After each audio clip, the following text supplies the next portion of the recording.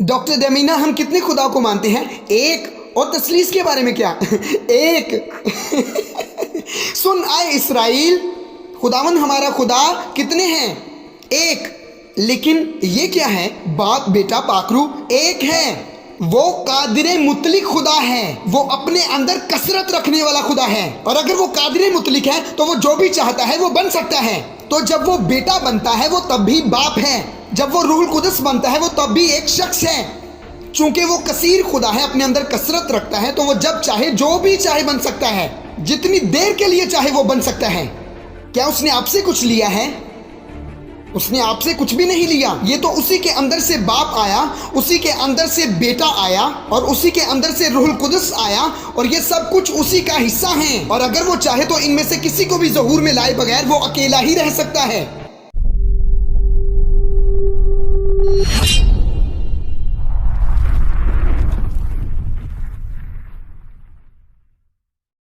सुन आए इसराइल, खुदावन हमारा खुदा एक ही खुदावन है। डॉक्टर दमीना, हम कितने खुदा को मानते हैं? एक। और तसलीस के बारे में क्या? एक। सुन आए इसराइल, खुदावन हमारा खुदा कितने हैं? एक। लेकिन ये क्या है? बाप बेटा पाकरू एक है। वो कादिरे मुतलिक खुदा है, वो अपने अंदर कसरत रखने वाला खुदा है। और अगर वो कादिरे मुतलिक है तो वो जो भी चाहता है वो बन सकता है। तो जब वो बेटा बनता है वो तब भी बाप है, जब वो रूहुल कुदस बनता है वो तब भी एक शख्स है। चूंकि वो कसीर खुदा है, अपने अंदर कसरत रखता है, तो वो जब चाहे जो भी चाहे बन सकता है, जितनी देर के लिए चाहे वो बन सकता है। क्या उसने आपसे कुछ लिया है? उसने आपसे कुछ भी नहीं लिया। ये तो उसी के अंदर से बाप आया, उसी के अंदर से बेटा आया, और उसी के अंदर से रूहुल कुदस आया, और ये सब कुछ उसी का हिस्सा है। और अगर वो चाहे तो इनमें से किसी को भी ज़हूर में लाए बगैर वो अकेला ही रह सकता है।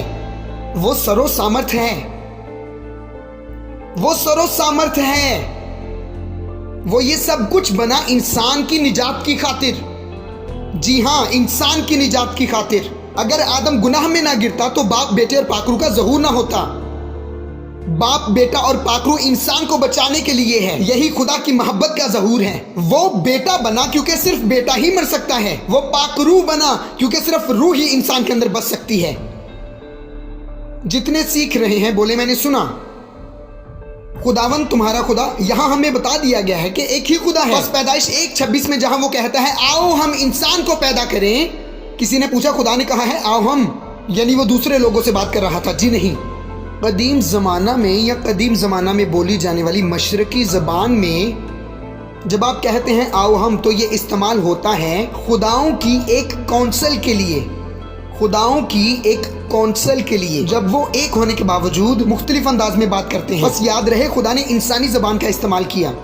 आओ हम, मुख्तलिफ अंदाज में बात करना जबकि वो एक है। ठीक है, उसका अंदाज मुख्तलिफ है लेकिन वो खुद एक है। बस खुदा इंसानी जबान का इस्तेमाल करते हुए निजात की तरफ इशारा कर रहा है। आओ हम इंसान को पैदा करें, ये खुदा खुद से ही बात कर रहा है। पैदाइश बाब 1 आयत नंबर 26, ये खुदा का रिडेम्पटिव प्रोजेक्ट है।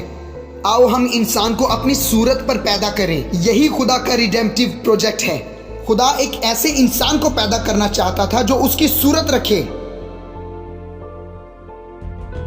क्या आप सब सीख रहे हैं? जिसका मतलब हुआ कि कुछ यूं होगा, बाप बेटे के वसीला से और बेटा पाकरू के वसीला से, बाप बेटे के वसीला से और बेटा पाकरू के वसीला से। और खुदा का वादा है कि वो बाप होगा, और असल में खुदा हमेशा से ही बाप है। वो वादे में भी बाप है, उसने दिया था, और उस अहद में भी जो उसने अब्राहम से बांधा। आइए यसाया बाब नंबर 63 आयत नंबर 16 देखते हैं। यसाया बाब नंबर 63 आयत नंबर 16, यकीनन तू हमारा बाप है, अगरचे अब्राहम हमसे नावाकिफ हो और इसराइल हमको ना पहचाने, तू आए खुदावन हमारा बाप और फिदिया देने वाला है। तेरा नाम अजल से यही है, तू हमारा बाप है। चाहे मूसा और इसराइल भी हमको ना पहचाने, तू हमारा बाप है। होसिया 11:1, होसिया बाब नंबर 11 और उसकी आयत नंबर 1।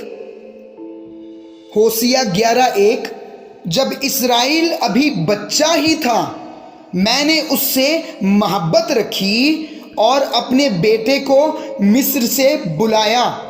अपने बेटे को मिस्र से बुलाया। ये सारे हवाले यही जाहिर करते हैं कि ये खुदा का वादा है और यही तो खुदा की मर्जी भी है। वो इस्राएल का बाप बनना चाहता था, इसलिए खुदा अपनी इंसानियत में वो बेटा कहलाया। खुदा जो है अपनी इंसानियत में बेटा कहलाया और फिर मुर्दों में से जी उठने के दिन वो पाकरू से चलता रहा। अपनी इंसानियत में वो बेटा कहलाया और मुर्दों में से जी उठने के बाद वो रूह से चलता रहा। 3 शख्सियात हैं लेकिन वाहिद एक शख्स है, और यही सच्चाई हम पूरी किताब मुकद्दस में देखते हैं। 3 शख्सियात हैं लेकिन एक खुदा है। एक खुदा 3 शख्सियात में जाहिर हुआ इसलिए कि इंसान की मदद कर सके। एक खुदा 3 शख्सियात में जाहिर हुआ ताकि आदम की मदद कर सके। क्या आपने ये सुना? मैं ये दोबारा कहना चाहता हूँ, एक खुदा 3 शख्सियात में जाहिर हुआ ताकि आदम की मदद कर सके। उसने खुद को कहा है एजर, मदद करने वाला, एजर नगाट, वो जो हमें मुश्किलों से बचाता है।